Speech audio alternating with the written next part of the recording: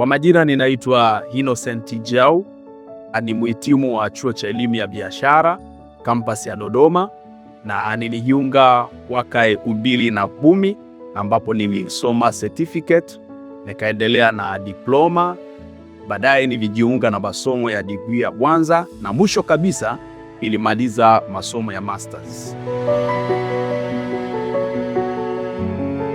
Mimi ni mfanyabiashara katika eneo la wine na ni mmiliki wa kiwanda kidogo cha kusindika mvinyo kinachoitwa Pinot Wine ambacho kiko mkoani Dodoma, kata ya Miganga West.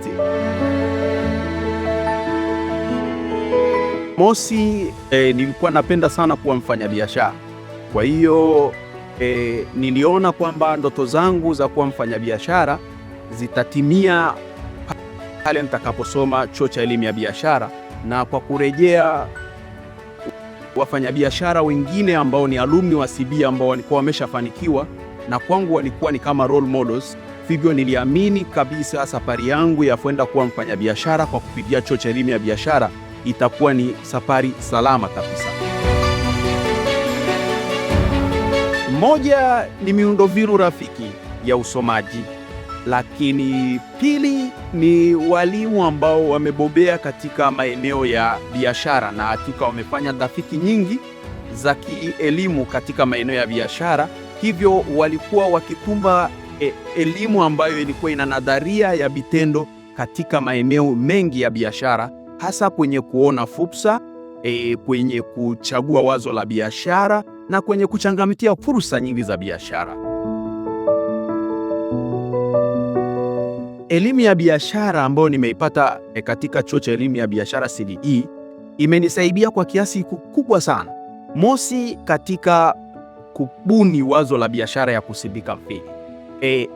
Elimu hii ya biashara imeweza kunisaidia wakati napotafuta nini cha kufanya, niliweza kuona fursa kubwa katika eneo la kusindika mvinyo katika kwa wetu wa Dodoma.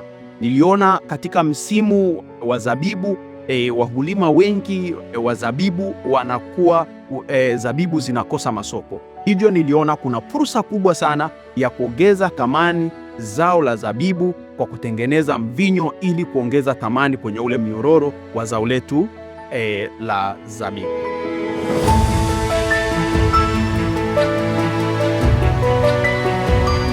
Lakini pia chuo chetu cha elimu ya biashara ya CBE hawajatuacha, yapo tayari tumeshamaliza na tumeshahitimu, bado wanaendelea kukushika mkono kwenye biashara zetu ambazo tumeanzisha. Mathalan, wamekuwa wakikupa mialiko mbalimbali kwenye maonesho, mfano mathalan maonesho ya Sabasaba, maonesho ya 88, katika washa mbalimbali ambazo wanaziandaa.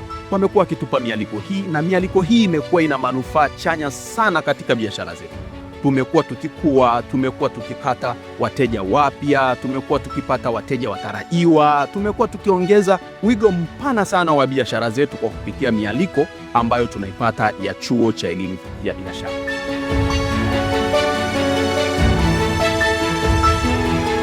Kwa sasa chuo cha elimu ya biashara CBE imefungua dirisha la udahili. Nichukue nafasi hii na fursa hii kuwataka wazazi, walezi wa manakazi ambao wanataka kuongeza maarifa, ni wakati sasa, sio wa kuchelewa. Peleke mwanao, nenda mwenyewe kajiunge na chuo cha elimu ya biashara ili uweze kutimiza ndoto zako za kuwa mfanyabiashara au kupata fursa yoyote ya ajira katika eneo la biashara.